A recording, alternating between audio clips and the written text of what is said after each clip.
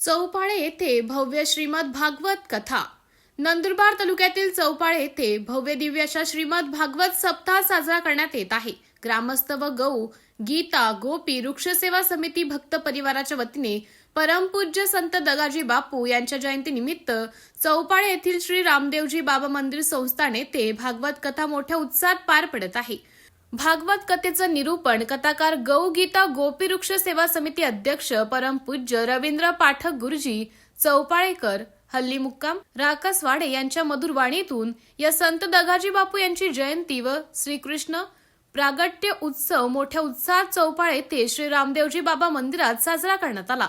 तसेच दिनांक 13 डिसेंबर रोजी कथा पूर्णाहुती महाप्रसादाचा लाभ भाविकांनी घ्यावा असं आवाहन करण्यात आले आहे। मोठ्या उत्साहात साजरी करण्यात आली असून या कार्यक्रमाला मोठ्या संख्येने भाविक भक्त उपस्थित होते। दुसरं सांगितलं विप्र धेनु सुर संत हित निल्हो मनुज अवतार। म्हणून हा चेहऱ्याचा जो भाग आहे याला पवित्र ठेवा। लोकांनी काय केलं, या चेहऱ्याच्या भागाला फक्त ब्युटी पार्लरचं साधन बनवलं। वेगवेगळ्या प्रकारची क्रीम लावतील, पावडर लावतील, सुंदर दिसण्याचा प्रयत्न करतील। पण हा चेहरा सुंदर दिसण्यासाठी नाही, हा चेहरा व्यसन करण्यासाठी नाही। तंबाखू, गुटखा, बिडी, सिगरेट, मदिरा हे पिण्यासाठी हा चेहरा नाही।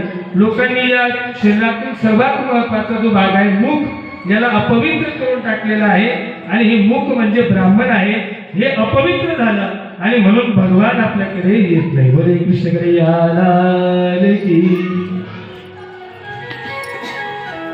आणि हा मुखाचा जो भाग अपवित्र झालेला आहे म्हणून भगवान येत नाही।